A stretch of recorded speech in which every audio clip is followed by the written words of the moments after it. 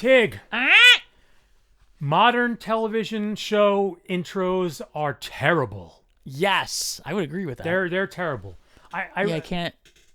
Not all of them, but yeah. No, not all of them, and we'll get into all those caveats later in a little bit. But I want to start with the grumpy part of it. Okay. Because yes, there are some very good ones. But it's come to mind the other night because I'm watching The Last of Us. It's a fantastic show, very good. And there's nothing wrong with the intro. The intro is well done, but it's this formula that I see so many shows are doing. Like it's the modern style of intro is either it's either like the 4-second one. Right. Where it's basically just like a logo and like a ring, yeah, and then you're into the show. Right, like I think like Breaking Bad did that. Which I love Breaking Bad. Right, obviously, but the intro is whatever. So yeah, like a quick bit of music and logo, and you move on. But The Last of Us uses this thing that I see like in a million different shows, which is this kind of somewhat abstract.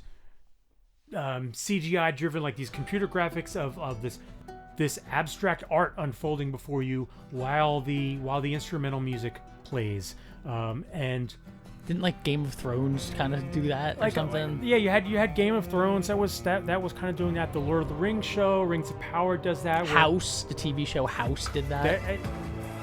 There's not really anything and so like the Last of Us, it's well done, and it sort of has something to do with the show because it's showing this fungus crawling around and and that kind of thing, and that's, I don't know if you're familiar. No, I'm familiar already. Yeah, okay. I didn't start watching it yet though. It's not that it's a bad intro. It's not a bad intro, but it's generic. And then if I think of serious shows back in the day, it would be like Dynasty or something, but their intros were always like them. When someone cuts an 80s intro, it's always sort of a I don't think there's any specific thought to it. I think it's just that's what the style is. We wore onions on our belt. it's just what the current style style is. Like when they're gonna do intro title cards, that's how it's done these days. Like the first couple times you see it on a show, it's like, oh, that's cool, or that looks neat, or or what are these weird shapes that I'm looking at, and like it's only near the end when the shapes come together to form the logo. Something. Oh, I guess that's neat. But now that I've seen it 800 effing times, I'm done with it anymore. And the thing is, and I know now in the Stranger Things is another example of that, right? And it's just the camera panning in and out on like the letters in various I guess it's like it's moody, but it's boring. So you mean more about the video, the visual of it, not so much the songs. Both because they're tied together.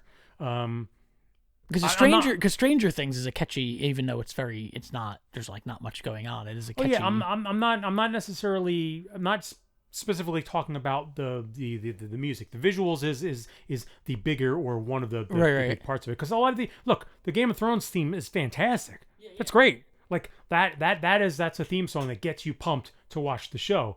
But visually, the title card is just sort of like I mean, it's neat. It's bouncing around the map and all that, but same thing. Like the opening music for Last of Us is suitably moody. It's got a nice tone and feel that fits the show. Not bad. But I think back to the show that launched the modern era of TV, The Sopranos. Right. And that's not controversial to make that statement, because that's basically like it's kind of uniformly, for the most part, agreed. Like, no, The Sopranos kickstarted modern television. Yeah, before The Sopranos, TV was still being laughed at as like there was like the movies, right? And then TV was like, right. And that Sopranos intro, not only does it get you freaking pumped for the show, like that is one of those intros. In the now with streaming and stuff like that, a lot of people don't sit through the intros at all. Boom, skip intro. Yeah. I mean, everybody has people are mad if you don't have a skip intro button. And I don't. I like to sit through the intro because I feel even if you're binging. Oh, no, not from binging, but I don't binge anymore. Oh, okay. I stopped binging. Like, yeah, I'm not a binger. I was for a brief time, but no, I'm back to like, give me one a night or one a week or whatever, and I'm good with that. I don't binge. So I like to sit through the intro because it's like it's to me, it's akin to getting everything at the start of Star Wars. Like, I want the 20th Century Fox thing. I want the fanfare and all that. And it's like, it like brings you into what you're about to watch. Right. So I like to sit through them. And the Sopranos intro was fantastic about that because the song freaking got you pumped. It was a great song that fit the mood. And even the visuals are like, it's walking you through that world that Tony lives in. Right. It's taking you through, the streets of New York and North Jersey, and you're on the highways and you're seeing the environment. And of course, it's all leading to you getting to, to Tony's home. Right. Like, it slowly brings you from these rough neighborhoods where Tony does his business to middle-class neighborhoods to the upscale neighborhood where Tony lives. The end of the Sopranos intro, you're pulling into his very nice home. And I feel like that is what a really great intro does. So before anyone thinks I'm old man ranting about like in my day things were better. No, there were loads and loads of really crap intros in the past too. And like some of the styles in the past, like you were mentioning like Dynasty and stuff like that, right? It's like when they Yeah, you've got this like a terrible theme song, and it's all that Dallas with like they're going through the characters and they're being introduced over and over again. But there are some modern ones that do it great, and one that comes to mind is Peacemaker. I haven't. One of the best television intros there are. Period. The opening of the show though is it's a hair metal song from some band I think out of like Sweden or something like that, it's super catchy as hell, and it's all the different characters of the show doing like Jesus, like really awkward, goofy dance. It is so damn addictive. Every time you see it, it's better than the last. And the again, it doesn't have anything to do with the story of the show, but what it does is like each time you go to watch it, it reminds you of those characters. It like connects you with the characters again. It makes you laugh. The tone of the music is exactly in keeping with the tone of the show. So it's like, and you watch it and you're pumped. You're like, yes, I can't wait to watch the next episode of Peacemaker. This is awesome. Yeah, like that's what an intro should do. And I feel like a lot of that doesn't happen. There's an intro that does all those things exactly what you said. That is just like that. What's happening? The Office intro was like that. Yes, because every time it came on, when you were watching it, like when that was the one day a week you were watching it, it was like, okay, it's coming on, with it nailed that song nails the theme of the show. And I agree. That's shows all the one. characters. Yeah, that one's kind of it kind of takes a little bit of that 80s style too, because it is like you're going through all the different characters, you're seeing whoever where they work and da.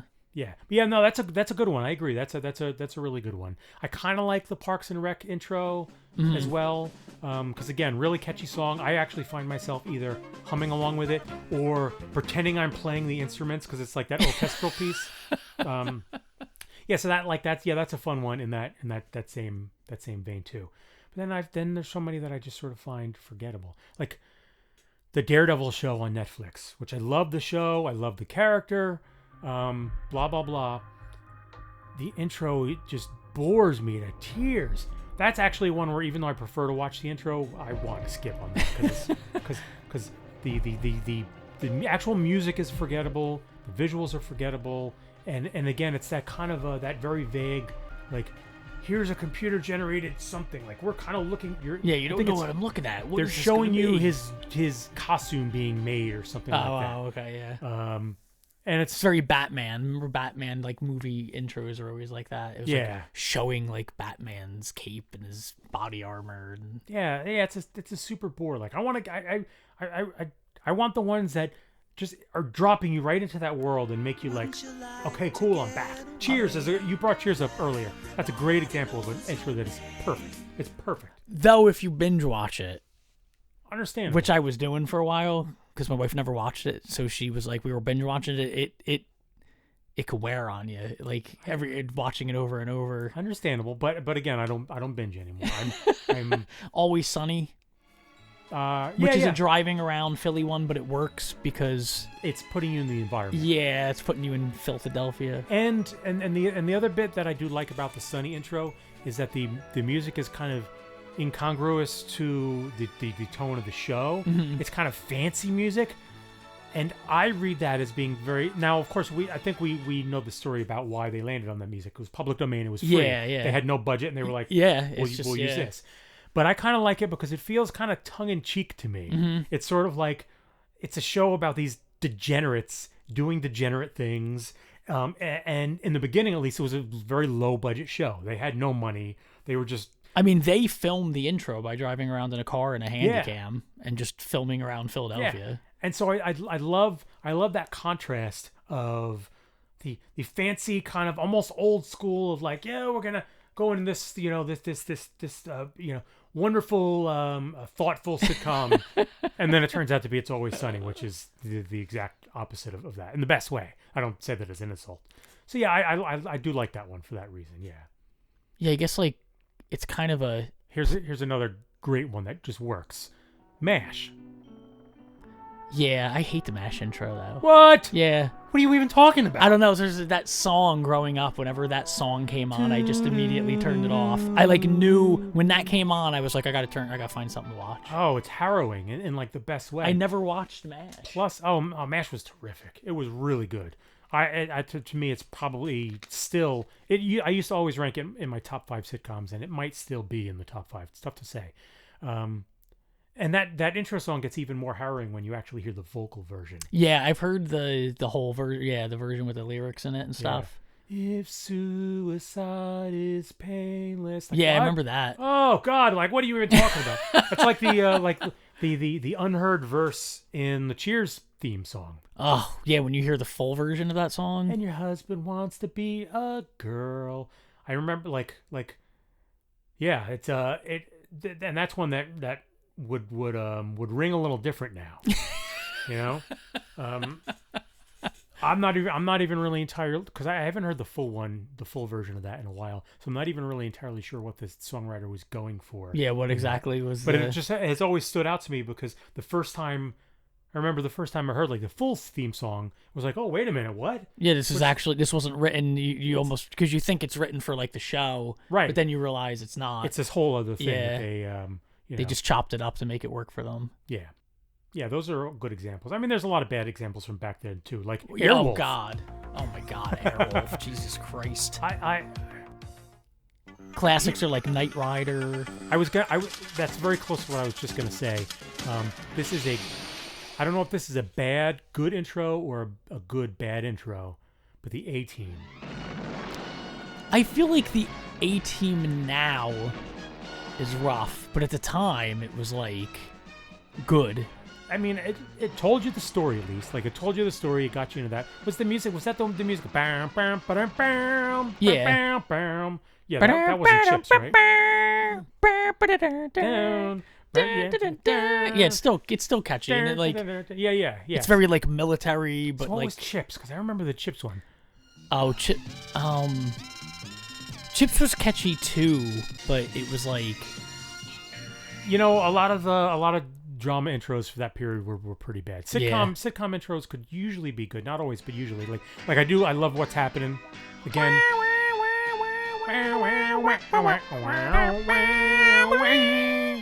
Yeah, fantastic song, and again, like it's showing you the characters getting up to their hijinks. A lot of fun. Different Strokes is a good one because that song is amazing. Oh my God, amazing song. We've probably sung it on the show many times before, and it tells you the story of, like, it brings you into the story. Well, of the the world show. doesn't move to the beat of just one drum. That's true. I mean, I've always said that what might be right for you may not be right for some. It's true. Yeah. But then there's also a lot of really bad sitcom intros, you know, for the time too. Like all the family shows, like, you know, Family Ties and what are some of the other? Family Ties one was real mushy, wasn't it? That was the Show Me the Smile one, right? No, see, that's the Family Ties was with Michael J. Fox. Right, but that wasn't their that song? Was the sha-da-da-da. It ended with that. But how did their song Growing Pains is Show Me That Smile. Oh, that's right. Again. Okay. Yeah, those were all bad too. Yeah, those are rough. Then there's always and then she's a small. Oh my God, that's a nightmare. Terrible. I mean, terrible show too. So the Roseanne I always like the Roseanne intro song. Roseanne because it was just the it was just the saxophone or whatever. And again, it put you into the household. Yeah. That's one of the things that some of the ones I've watched recently don't do is they don't put me in the space. They don't either put me in like in the world or with the characters or something like that. You can still do the abstract stuff and still have it come across really good. The show Severance is a good example of that. It's a very moody, very smart science fiction show. I highly recommend it. It's one of the best shows I've seen in years. And that's what its intro is. It's this very stylized, kind of a little strange, very nondescript intro, but it's perfectly in keeping with what the show is. So that works really good. The intro for Mad Men is another one. The visuals are again these very stark, stripped down, minimalist, stylized visuals of an executive in a suit in the city falling from a skyscraper, this sort of thing. And it works because the show has to do with 60s advertising, right? And it fits that vibe really well. Plus, when you actually follow the visuals, it isn't just pure abstraction like, say, Rings of Power, where it's just, look at the dust forming rings. Yeah. Who gives a shit? Go away. Like, this is the show Mad Men is about a guy who is lost. Is the simplest way to put it. He's a guy who doesn't understand himself, and the visuals bring that across when you actually.